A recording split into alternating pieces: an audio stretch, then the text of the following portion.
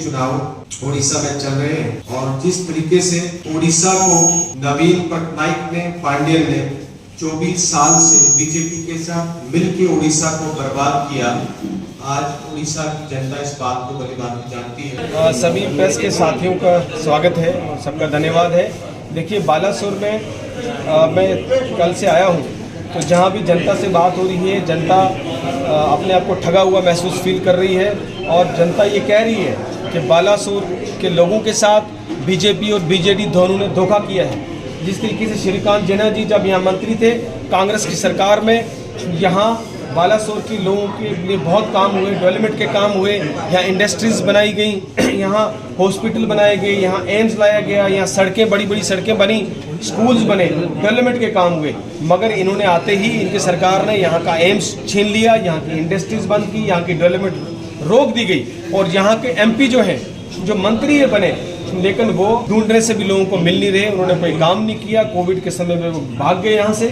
और वो कहते हैं कि मैं बालासोर का एमपी तो नहीं हूँ, मैं तो भारत का एमपी हूँ। तो बालासोर के लोगों से उसका कोई रिश्ता नहीं। उड़ीसा में जिस तरीके से नवीन पटनायक ने और पांड्यन ने मिलके बाहरी लोगों को यहाँ लाके उड़ीसा को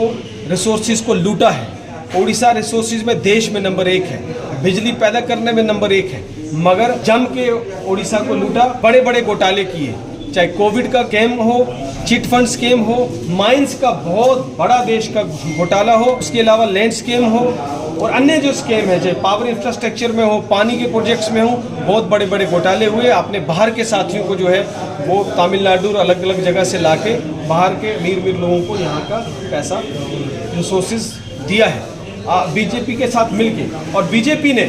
जो देश का इतिहास में सबसे बड़ा घोटाला किया है इलेक्टोरल बॉन्ड्स का, मोदी जी कहते थे ना खाऊंगा ना खाने दूंगा, मगर देश की जनता को मूर्ख बनाया। और इलेक्टोरल बॉन्ड्स की लिस्ट जब सामने आई, आप सबको पता चला, देश को पता चला किस तरीके से बीजेपी ने कितना बड़ा करप्शन किया। और जो इलेक्टोरल बॉन्ड्स की डेट सब चेक करिए, जिस दिन वो कंपनीज का पैसा आया है, या तो उससे कुछ दिन पहले ईडी या सीबीआई की रेड उन कंपनीज पे डाली बीजेपी ने, सरकार ने, या फिर उसके कुछ दिन बाद जो है देश के बहुत बड़े बड़े कॉन्ट्रैक्ट उन कंपनीज को दिया है। आज देश की जनता और उड़ीसा की जनता जान चुकी है, इसलिए मन बना चुकी है कि जो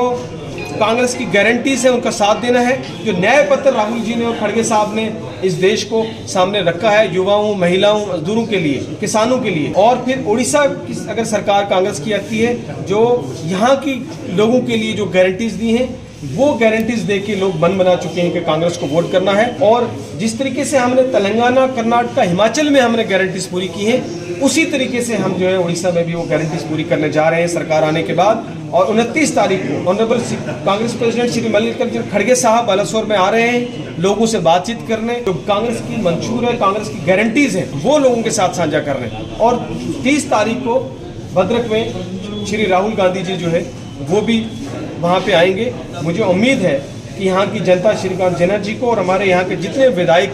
प्रत्याशी हैं सबको वोट देकर जिताकर उड़ीसा में भी सरकार बनाने का काम करेंगे और देश में भी सरकार बनाने में जो है महत्वपूर्ण अपना रोल अदा